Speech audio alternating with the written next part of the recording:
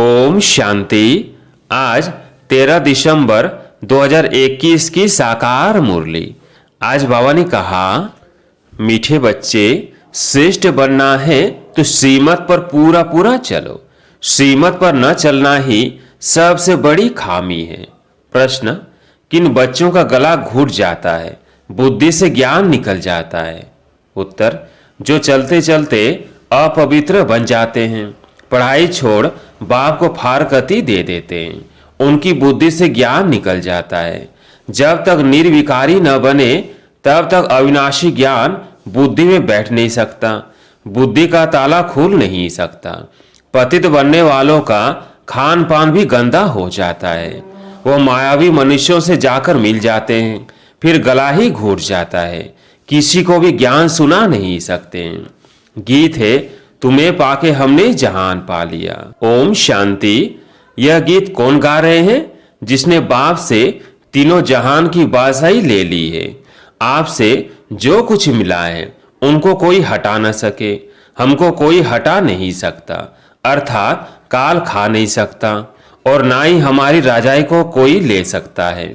बच्चे जानते हैं हम उस मालिक से वर्षा ले रहे हैं।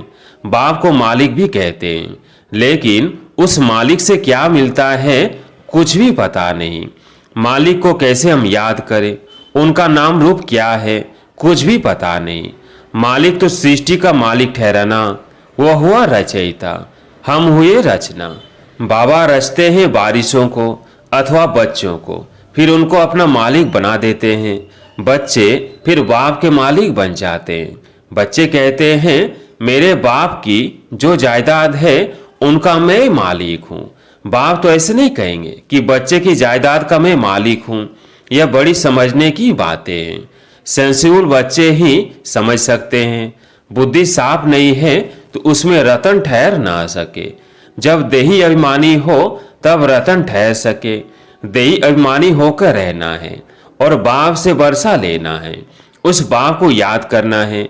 जैसे लौकिक बाप बच्चों को पैदा करते हैं तो बच्चे मालिक बन जाते हैं। बच्चे कहेंगे मेरा बाप, बाप कहेगा मेरे बच्चे, परंतु बच्चे के पास तो कुछ है नहीं, उनको तो बाप की मिल्कियत मिलती है। बाप कभी ऐसे नहीं कहेंगे कि बच्चे की मिल्कियत मेरी है। बाप समझते हैं बच्चे मेरी मिल्कियत के मालिक है। यह बड़ी धारणा युक्त बातें हैं। धारणा नहीं होती क्योंकि खामियां हैं। समझना चाहिए मेरे में बहुत खामियां हैं। नंबर 1 खामी है जो श्रीमत पर नहीं चलते हैं। श्रीमत से ही श्रेष्ठ बनना है। श्रीमत राजयोग सिखलाती है। श्री माना निराकार भगवानुवाच। इसलिए हम प्रश्न पूछते हैं कि ज्ञान सागर पतित पावन परम पिता परमात्मा से तुम्हारा क्या संबंध है? यह बहुत बड़े बड़े बोर्ड पर लिख देना चाहिए। परमात्मा है स्वर का रचयिता, तो जिनका परमात्मा से संबंध होगा वह भी जरूर स्वर का मालिक बन ही जाएगा। बाप आकर बच्चों को सलाम करते हैं, सलामे मालिकम बच्चे।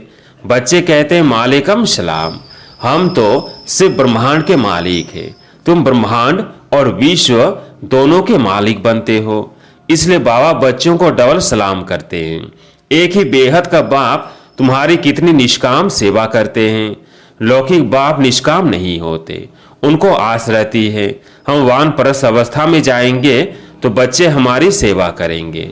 असूल यह कायदा था, बच्चे बाप की सेवा करते थे। आजकल तो पैसे उड़ा देते हैं। तुम बच्चे जानते हो हमको ऐसी बादशाही मिलती है बाप से। लक्ष्मी नारायण के लिए भी लिखो कि इन्हों को जानते हो, इन्हों को यह स्वर्ग की बादशाही किसने दी? जरूर स्वर्ग स्थापन करने वाला ही देगा। पुरानी दुनिया हो तब तो नई दुनिया स्थापन करेंगे। तो लक्ष्मी नारायण ने यह वर्षा पाया श्रीमत पर चलने से। श्रीमत राजयोग और सहज ज्ञान सिखलाती है। जिनको समझाते हैं वो राजा बन जाते हैं। पहले नंबर में श्री कृष्ण, उसने ऐसा क्या कर्म किया जो अपने माँ बाप से भी जास्ती मर्तबा पाया? वो महाराजा महारानी कहाँ थे जिनके पास कृष्ण का जन्म हुआ? जब तक निर्विकारी होकर नहीं रहेंगे तब तक अविनाशी ज्ञान बुद्धि में बैठ नहीं सकता। बुद्धि का ताला खुलता ही तब है जब पवित्र रहते हैं। अपवित्र बनने से सब बुद्धि से निकल जाएगा। बहुत बच्चे फारकती दे देते हैं, पढ़ाई को ही छोड़ देते हैं। वह फिर कभी किसको ज्ञान सुना न सके, पतित बन जाते, खान पान भी गंदा खाते, मायावी मनुष्यों से जाकर मिलते हैं, उनके गले घुट जाते हैं। यह बात भी शास्त्रों में है। वृंदावन में रास आदि होती थी, मना कर देते थे, किसको सुनाएंगे तो गला घुट जाएगा। यह ज्ञान की बात अगर फारकती दी जाकर निंदा करते हैं तो गला घुट जाता है। कहते हैं ना, सदगुरु का निंदक ठोर न पाए। बाप कहते हैं, सृष्टि जब पतित पुरानी हो जाती है तब मैं आता हूँ। मनुष्यों को तमो प्रधान बनना ही है। जो कर्तव्य करेंगे वो उल्टा ही करेंगे, क्योंकि उल्टी मत मिल रही है, सीमत है नहीं। उल्टी मत पतित भ्रष्टाचारी बनाती है। आगे भ्रष्टाचारी अक्षर ही नहीं था। सन्यासी विकारों का संन्यास करते हैं पावन बनने के लिए। तो पहले पहले यह बात समझानी है कि परम पिता परमात्मा से तुम्हारा क्या संबंध है। सब भगवान को याद करते हैं। भगवान कहते हैं, मुझे सब भगत प्रिय है, क्योंकि उन सब को मुझे ही गति सदगति देनी है। वो समझते हैं भगवान आकर भक्तों को भक्ति का फल देते हैं, इसलिए भगत भगवान को प्रिय है। बाबा समझाते हैं, तुमने दुर्गति को पाया है, अब मैं सदगति देने आया हूँ। भक्ति के बाद भगवान को आना है जरूर। मुझे तुमको ही पहले भक्ति का फल देना पड़ता है, और तो शुरू से लेकर मेरे भक्त है नहीं, वह तो अनेकों की भक्ति करते हैं। तुम मेरे प्यारे बच्चे हो। तुम मालिक थे, फिर माया रावण ने तुम पर जीत पा ली और फिर भक्ति शुरू हो गई। यह भी ड्रामा है। मैं तो सबकी सदगति करता हूँ। अब तुम मेरे मत पर चलते हो ना। मत देने के लिए जरूर मुझे आना पड़ता है, नहीं तो कैसे सदगति का रास्ता बताऊं। मैं इस पहले नंबर के भगत के तन में आता हूँ। यह है नंदीगण। शिव के मंदिर में सामने नंदीगण रखते हैं। अब विचार करो, परमपिता परमात्मा बैल के तन में तो नहीं आएगा। राजयोग बैल द्वारा कैसे सिखलाऊंगा। ज्ञान सागर बैल में प्रवेश करेंगे क्या। अभी तुम ज्ञानवान बनते हो। सीमत पर चलकर लक्ष्मी नारायण सूर्यवंशी राजा रानी बन रहे हो। उस राजधानी को कोई हमसे छीन न सके, न कोई तूफान लग सके। हम अमरपुरी के मालिक बनते हैं। यह मृत्यु लोक है। अमरनाथ बाबा ही काल पर जीत पहनाने वाला है। उनका पाठ अलग है। तुम सब पार्वतियां हो, मैं अमरनाथ हूँ। हम कभी जन्म मरण में नहीं आते। अमरपुरी स्वर्ग का मालिक तुमको बनाता हूँ। भारतवासियों को वैकुंठ बहुत प्यारा लगता है।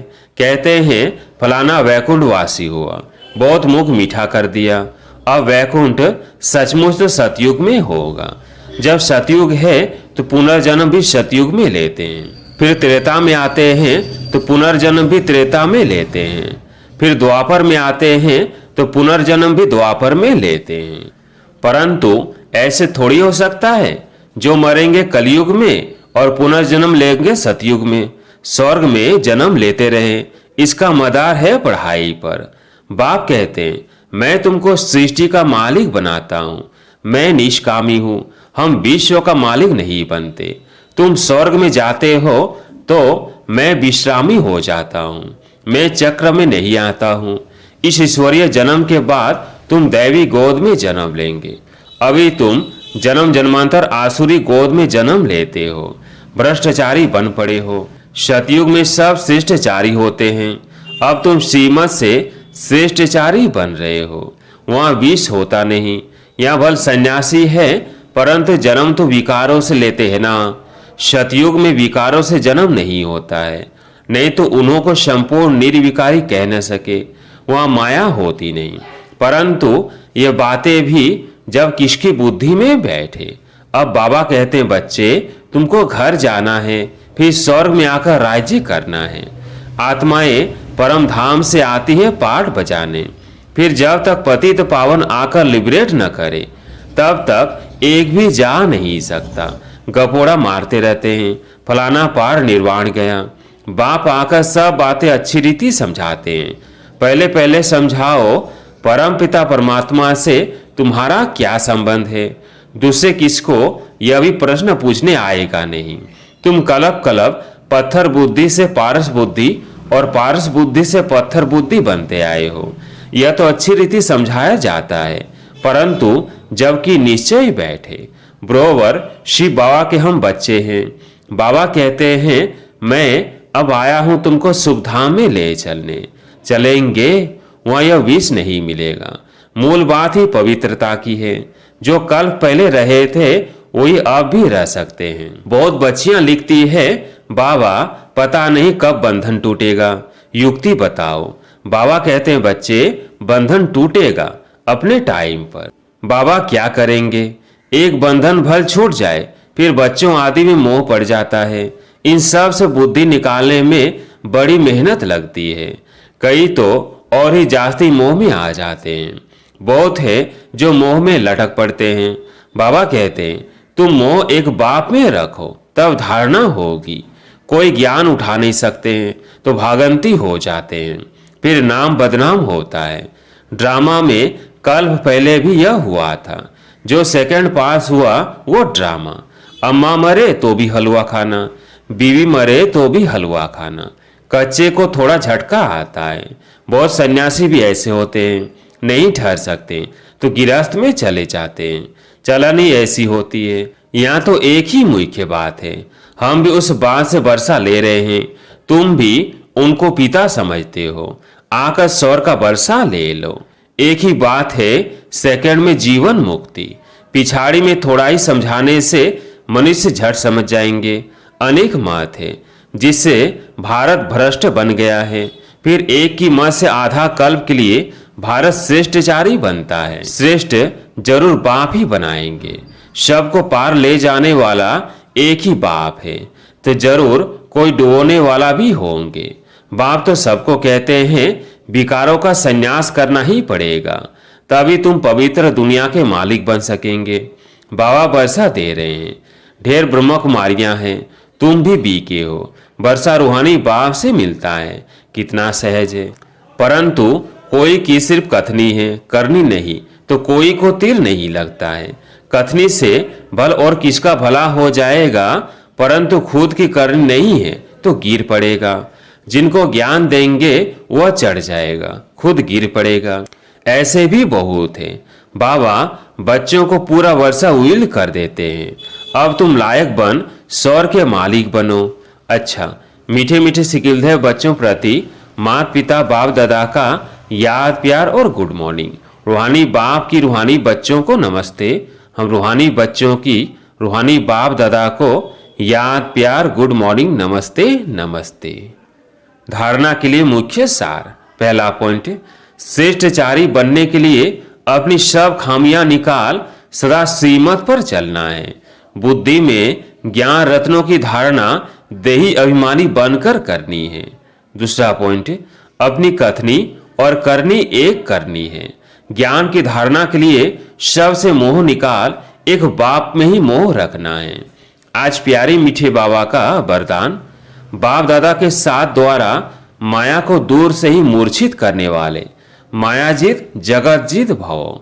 बाप दादा के साथ द्वारा माया को दूर से ही मूर्छित करने वाले मायाजीत जगतजीत भव। जैसे बाप के स्नेही बने हो ऐसे बाप को साथी बनाओ तो माया दूर से ही मूर्छित हो जाएगी। शुरू शुरू का जो वायदा है, तुम्ही से खाऊं तुम्ही से बैठूं तुम्ही से रूह को रिझाऊं, इसी वायदे प्रमाण सारी दिनचर्या में हर कार्य बाप के साथ करो तो माया डिस्टर्ब कर नहीं सकती। उसका डिस्ट्रक्शन हो जाएगा तो साथी को सदा साथ रखो। साथ की शक्ति से वह मिलन में मगन से मायाजीत जगतजीत बन जाएंगे। स्लोगन, अपनी ऊंची वृत्ति से प्रवृत्ति की परिस्थितियों को चेंज करो। अपनी ऊंची वृत्ति से प्रवृत्ति की परिस्थितियों को चेंज करो। अच्छा, ओम शांति।